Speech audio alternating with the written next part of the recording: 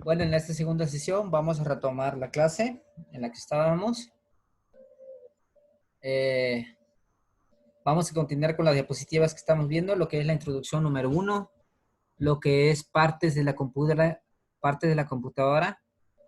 que lo integran, tanto como hardware y tanto como software. Vamos a hablar lo que es el hardware en la unidad número 1, las partes, cómo funcionan, cuáles son sus dispositivos principales, cómo funcionan, qué función tiene cada uno, qué es lo que se debe de realizar, etcétera. Vamos a seguir con las diapositivas. Las voy a compartir. Bueno, terminamos con lo que son computadoras personales. Vamos a continuar.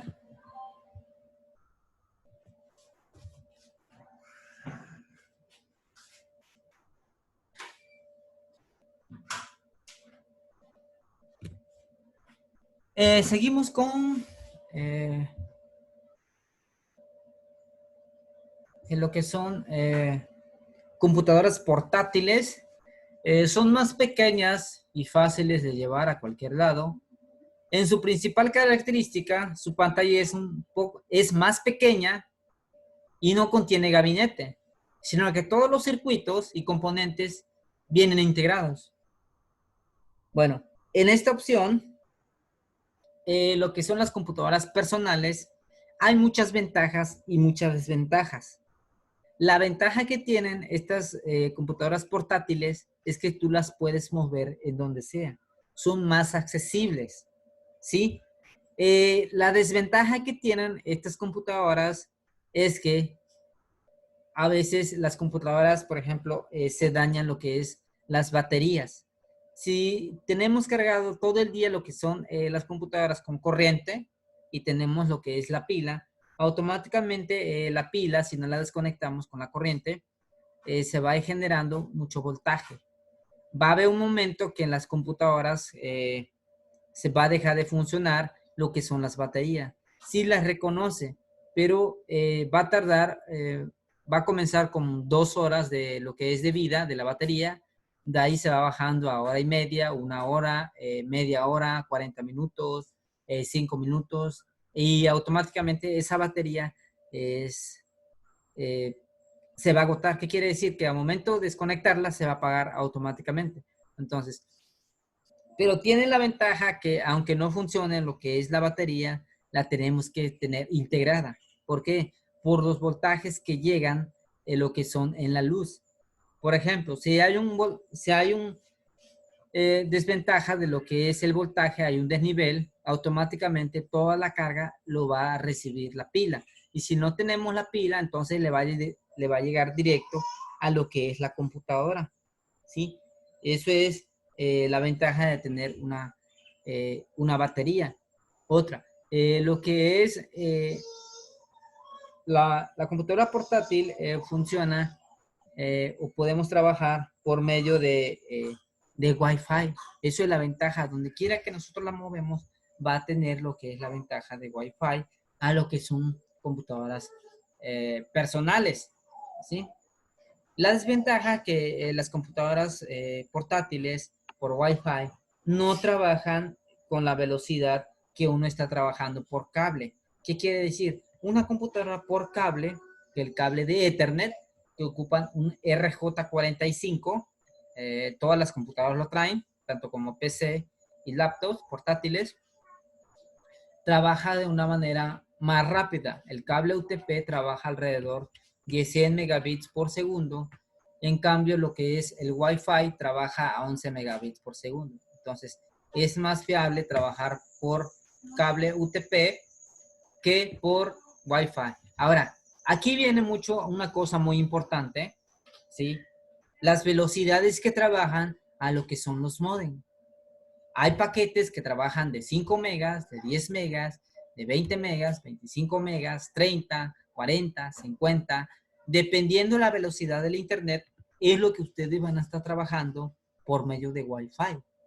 Entonces, ahora, si la velocidad del Internet es muy buena, pero la computadora trabaja, por ejemplo, de 1.5 GHz, entonces es la computadora. ¿Por qué? Porque está haciendo los procesos muy lentos, aunque el Internet esté muy rápido. ¿Sí? Esa es la desventaja. Si nosotros tenemos la computadora, la laptop conectada a lo que es al Internet, que es directo, la computadora va a ser más rápida todavía. ¿Por qué? Porque está trabajando de modo directo. Y la ventaja que es, no se corta lo que es la señal. Cuando conectan ustedes un cable UTP, que es del Ethernet, no necesita una contraseña. Automáticamente trabaja directo. Y por medio de Wi-Fi necesita una contraseña. Sí, que la que tienen ustedes en el módem. Entonces, eso es la ventaja y desventaja de trabajar en cada una de ellas. La otra que nos está mencionando aquí son servidores y estaciones de trabajo. Pueden ser empleados por uno o bien múltiples usuarios, puesto que son más poderosas que las personales.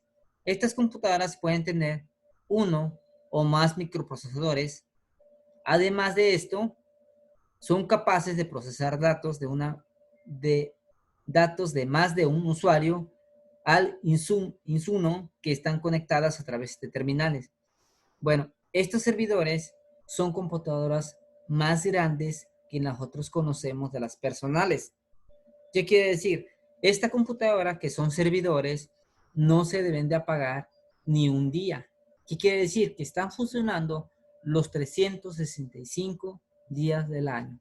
Estas computadoras tienen más procesadores que actualmente nosotros conocemos. ¿Qué quiere decir? Que tiene un disco duro más grande a la que son portátiles o a la que son personales. Ejemplo, un servidor de un disco duro, lo mínimo que debe de tener es de 5 terabytes de lo que de disco duro. Entonces, son 5000 gigas que debe tener ese disco duro. Ahora, lo que son las tarjetas madres deben de ser mejores que una personal o que una laptop. Ahora, la memoria RAM son más poderosas, son de 12 a 18 gigas de RAM que puede tener, y los procesadores aquí son de doble núcleo. Pueden tener dos procesadores en estos terminales. Ahora, los servidores trabajan de una forma, y en dónde lo trabajan. Lo pueden trabajar en empresas, por ejemplo. Está el servidor principal donde se van a conectar todos los empleados para lo que es la transferencia de información o para subir unos archivos o para intercambiar archivos. Los servidores trabajan que los servidor puede visualizar todos los usuarios que se pueden conectar y automáticamente el servidor puede denegar a los usuarios quién se puede conectar y quién no se puede conectar. Entonces, los servidores es el que va a controlar todos los usuarios que se conecten por cable o por Wi-Fi. Entonces, los servidores tienen los privilegios de eliminar todos los usuarios, ¿sí? Otro ejemplo, cuando van al ciber, automáticamente piden una máquina. ¿A quién se lo piden? Al que está el encargado del servidor, o sea, del administrador, que les abra esa computadora para poder utilizarla. Y ahora, el servidor, él puede estar visualizando qué es lo que ustedes están realizando. ¿Sí? ¿Por qué? Porque es el administrador que automáticamente visualiza todas las computadoras. Él les puede apagar la computadora, el administrador pueden apagar lo que son la impresora, puede abrir un documento o puede abrir otra aplicación. En cambio, lo que son los usuarios no pueden visualizar lo que está haciendo el administrador. ¿Por qué? Porque no tienen los privilegios, tampoco tienen los derechos de utilizar esa opción. Entonces, todos tienen que ser por servidores. Ahora, no solamente se utilizan en empresas. Por ejemplo, si ustedes visitan una página, por ejemplo, Coca-Cola o Telcel, esos, ellos están utilizando un servidor que pueden pagar ellos, ¿sí? No es necesariamente debe estar en esa empresa, puede estar en un servidor que están pagando mensualidad. Entonces, esos servidores se les va a pagar para que están dando esa página a servicio. Entonces, todos los usuarios se pueden conectar ahí en ese servidor, pero solamente pueden visualizar información. En cambio, en lo que son las empresas, hay uno que se llama un site que va a controlar todo lo que son tipos de páginas. Hay, en lo que son en las empresas, por ejemplo, los servidores están configurados para no tener acceso a Facebook, tampoco a WhatsApp, y tampoco a YouTube. ¿Por qué bloquean esas páginas? Por lo mismo de que esos, por ejemplo, YouTube consume mucho lo que son Internet y se alenta lo que es el sistema. Entonces, esos servidores automáticamente las bloquean para que no tengan acceso a esas páginas. Los servidores se pueden configurar de una manera a que unas computadoras se pueden conectar también en un cierto horario. Por ejemplo, se pueden conectar de 8 a 5. Después de ese límite, las computadoras de los usuarios ya no van a tener acceso a lo que es, al servidor. ¿Qué quiere decir? Que se va a llegar a una determinada hora y fecha y se les va a cortar, entonces ya no pueden accesar. ¿Sí? Para eso sirven los servidores. Ahora, si las computadoras de los usuarios ya no tienen mucho espacio en el disco duro, en el servidor se los pueden preguntar para alojar una carpeta especialmente para cada usuario y subir esa información. Existen también, no son servidores, pero son nubes que se permiten llevar a lo que son, por ejemplo, el OneDrive, el Mega, etcétera, el Dropbox, etcétera. Son servidores por medio de nube, ¿sí? Bueno, también aquí nos habla sobre mainframe o macrocomputadora.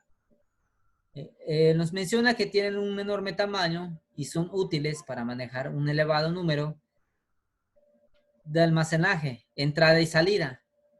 Estas computadoras, los usuarios se conectan a través de terminales cuyas labores del procesamiento se encargan a la computadora central. Bueno, estas computadoras no son normalmente como nosotros conocemos.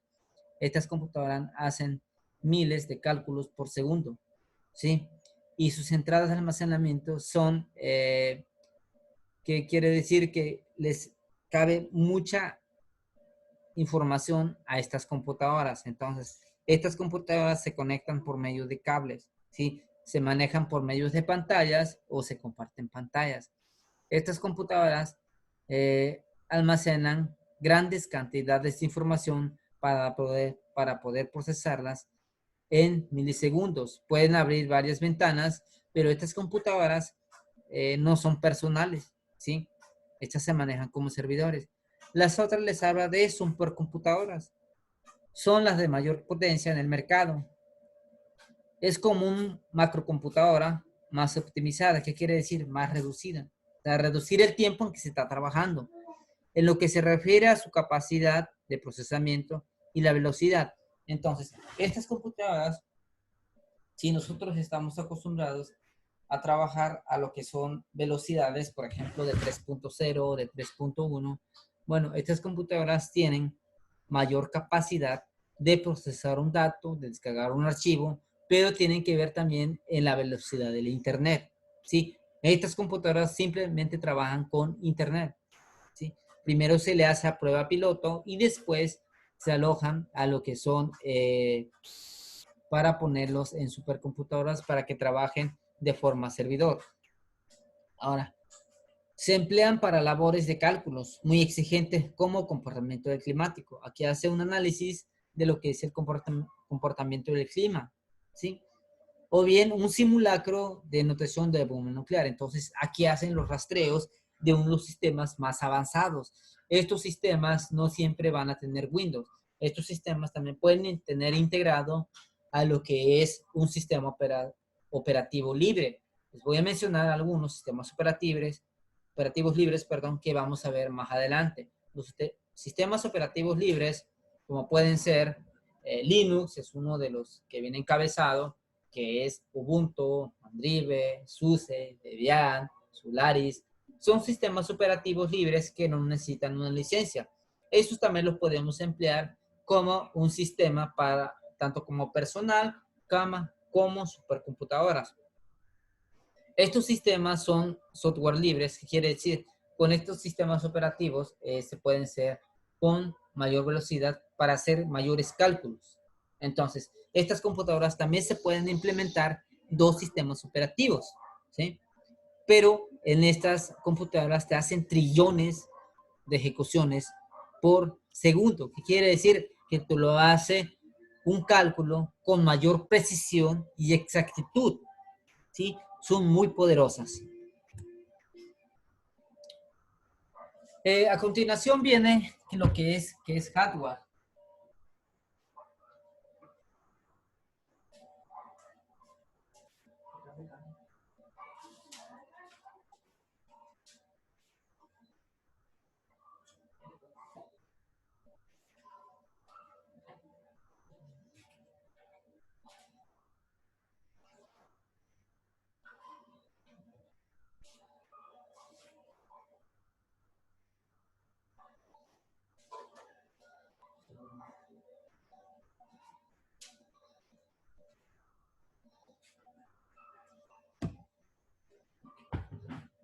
Bueno, chicos, voy por un poco de agua. Seguimos.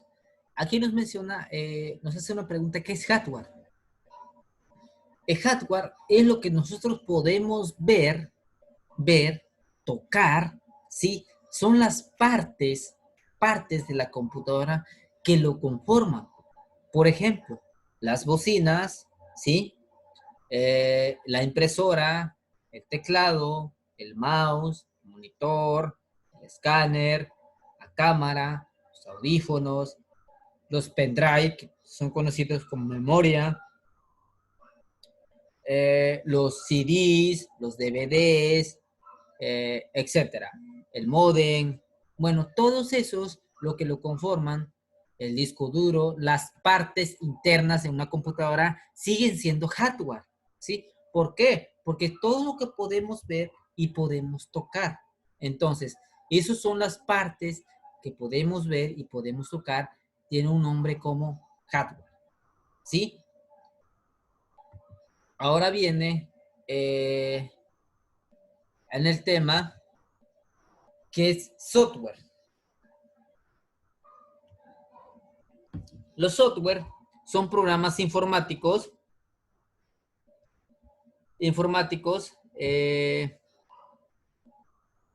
que hacen posible la realización de tareas específicas dentro de un computador. Por ejemplo, el Word, el Excel, el PowerPoint, los navegadores web, los juegos, los sistemas operativos, etcétera. Bueno, aquí en esta imagen nos está mencionando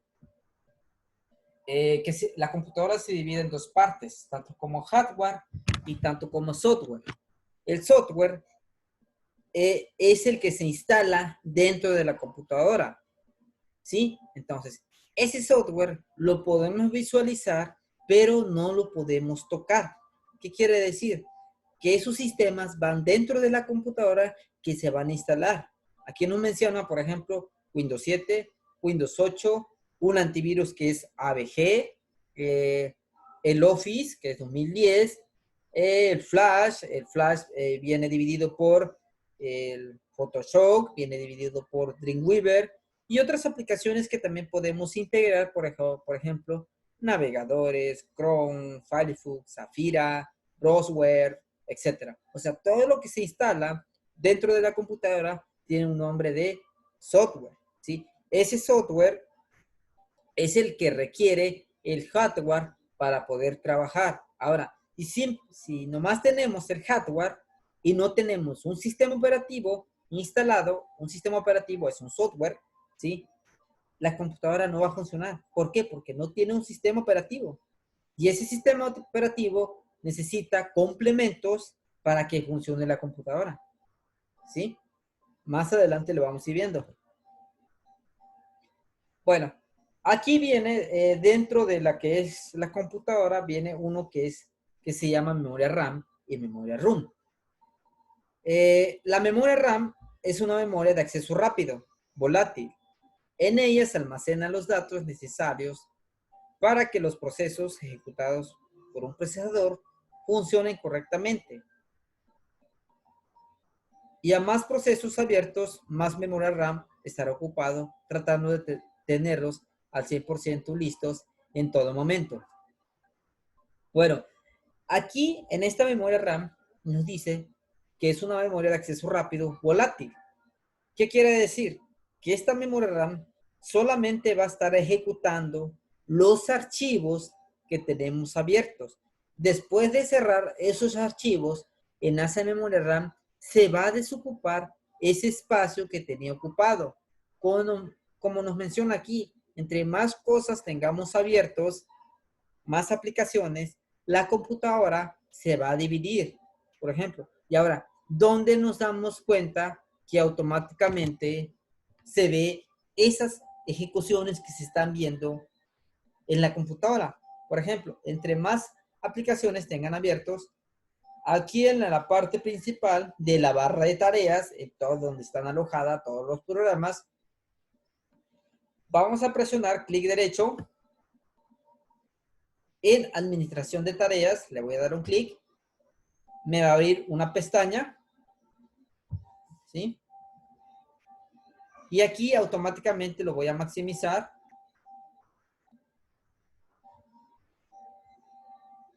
¿Sí? Lo estoy compartiendo.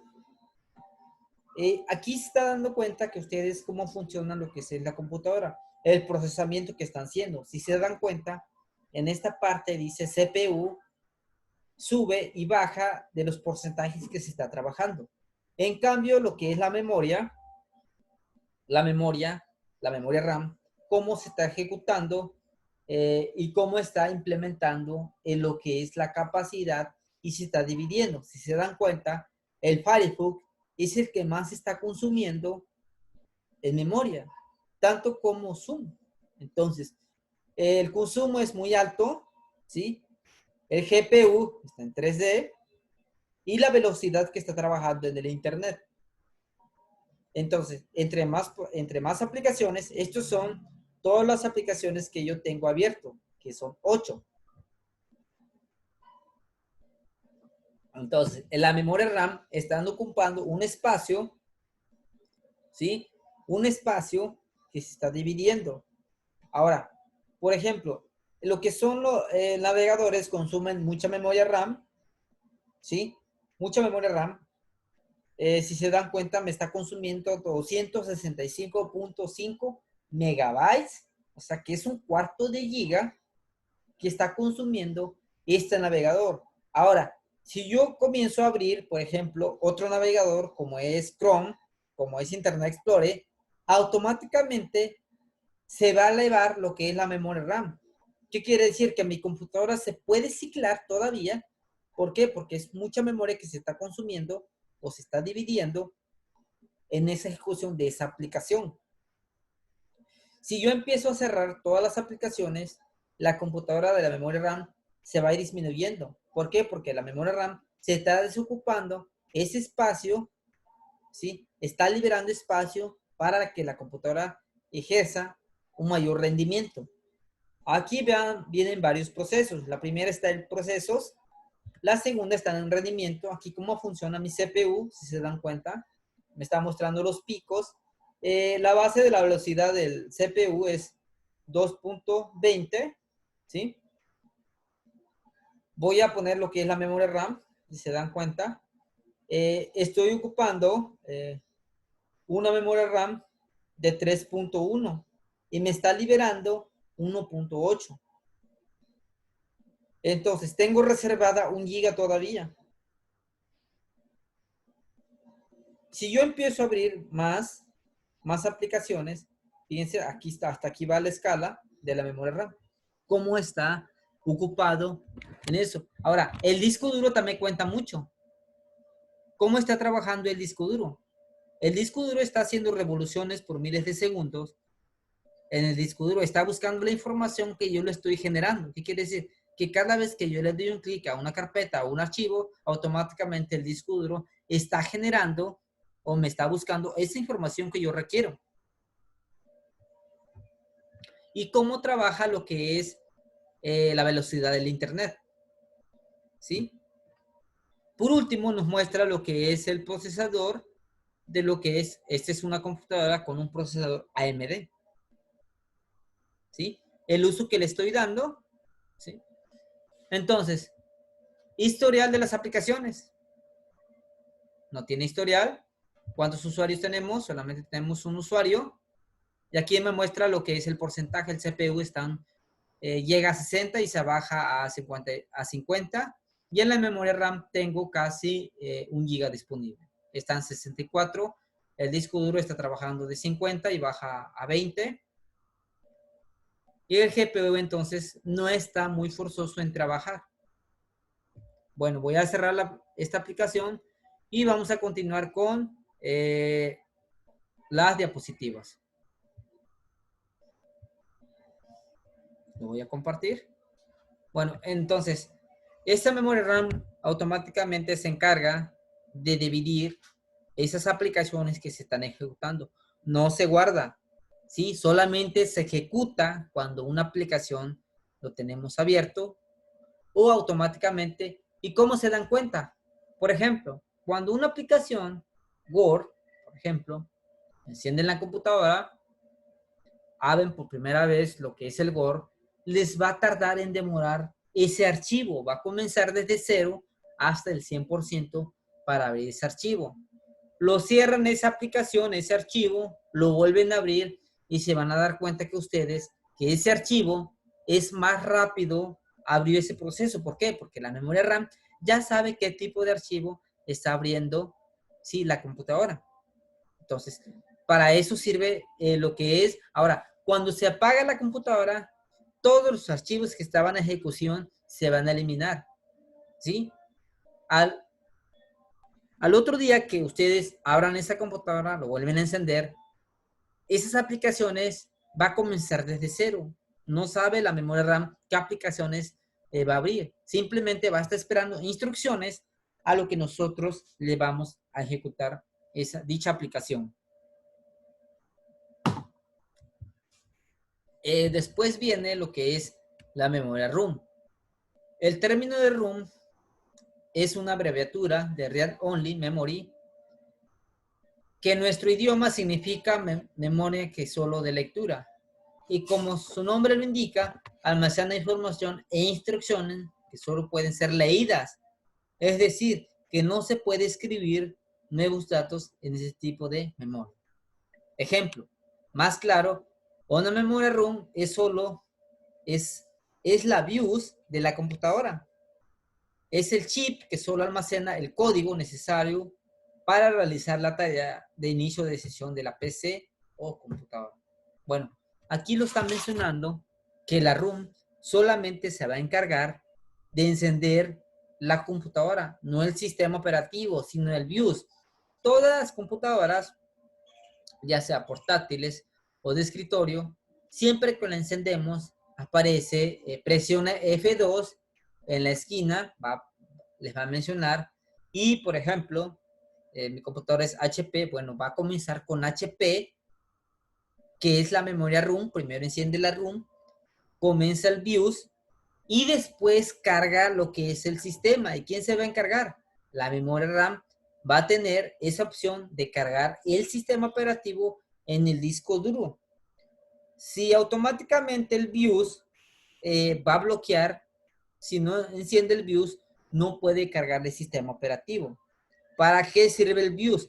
El BIOS funciona mucho en lo que es encargar un sistema operativo nuevo.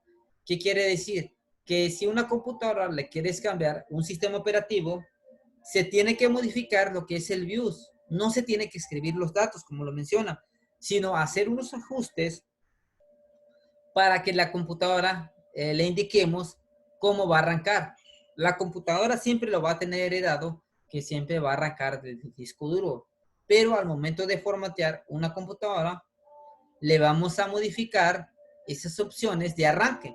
Entonces, le vamos a decir que primero que comience el arranque o que me empiece a leer desde puertos USB, CD o DVD, y después la tercera opción, que cargue lo que es el disco duro. Si ustedes no cargan, no modifican el BIOS, jamás van a poder instalar un sistema operativo. ¿Por qué? Porque por lógica lo tiene heredado como primero el disco duro. Ahora, la ROM no se le puede quitar ese sistema porque ese sistema de memoria ROM ya lo tiene integrado en la parte de la tarjeta madre. En cambio, la RAM sí se le puede quitar esa memoria, se le puede adaptar otra memoria RAM, ¿sí? En lo que es en la tarjeta madre.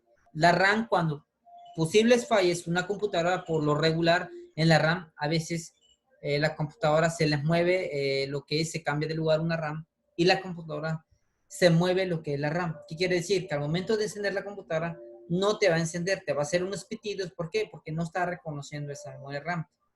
Cuando una computadora deje de funcionar, lo que haga el sistema, lo principal es limpiar lo que es la memoria RAM con una goma, ¿sí? Con un borrador blanco.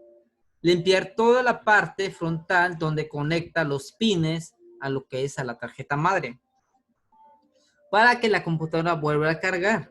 En cambio, la ROM ya lo viene integrada, eso no se puede cambiar, ¿sí?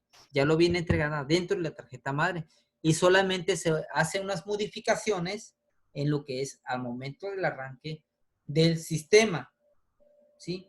Del sistema. No carga el sistema operativo, ¿sí? El sistema operativo carga después de que haya encendido el BIOS. Ahora, el BIOS ya cambió de nombre para los sistemas operativos Windows 8, Windows 8.1, Windows 10. Ahora ya no se le llama BIOS, se le llama UEFI. UEFI es un sistema operativo más moderno que el BIOS. El BIOS se quedó ya absoluto, pero todos lo conocemos como BIOS. Es un sistema, también se le llama un sistema que se puede modificar tanto al medio del arranque. ¿Y qué es el BIOS? El BIOS nos muestra todas las opciones de la computadora, del hardware, por ejemplo. Cuánto tiene de memoria RAM, el tipo de reloj que se está trabajando, por ejemplo. Mantiene la fecha y la hora del calendario, lo que es, podemos poner una contraseña del BIOS, no del sistema operativo. Podemos cambiar el lenguaje, podemos configurar el arranque de la computadora, más que nada. Bueno, a eso se encarga lo que es la RAM y lo que es la ROM. Hacen dos funciones muy diferentes.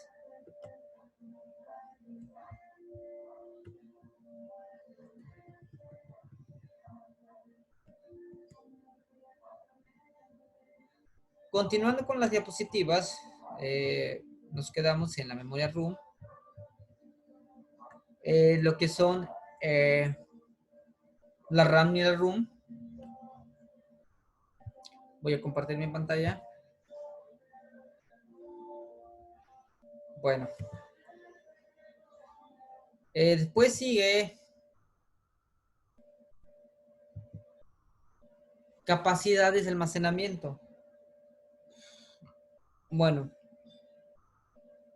las capacidades de almacenamiento se dividen en varias, lo que es medida, símbolo, equivalencia y equivalencia en bytes. El más mínimo, sí, de equivalencia es de 8 bits, que equivale a un byte. O sea, una letra o un número equivale a un byte y se representa como su equivalencia es de 8 bits, ¿sí? Después sigue el kilobyte. El kilobyte, el símbolo es KB y la equivalencia es 1024 bytes y su equivalencia es igual, si se dan cuenta, en bytes, tanto como equivalencia y equivalencia en bytes. Después sigue megabytes, se representa como MB y su equivalencia sigue siendo 1024 kilobytes, ¿sí? Y su equivalencia es de 1.148.576 bytes. ¿Sí? Ahora, ¿cómo nació esa forma o cómo vamos nosotros a ver de cómo se generó en lo que es el byte?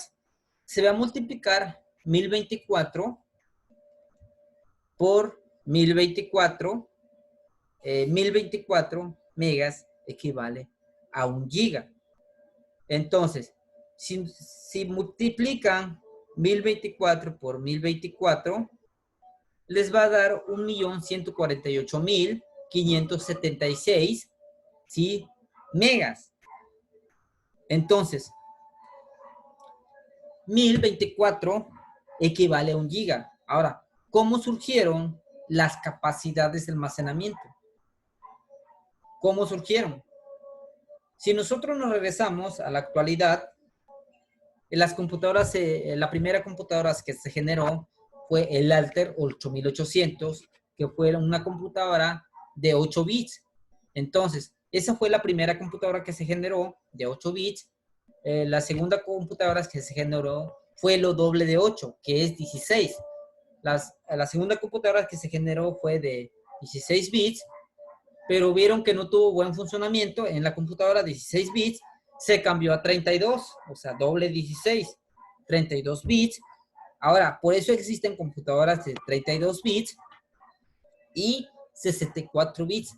Doble de 32 es 64. Ahora, ¿qué tiene que ver esas computadoras de los bits con las capacidades de almacenamiento?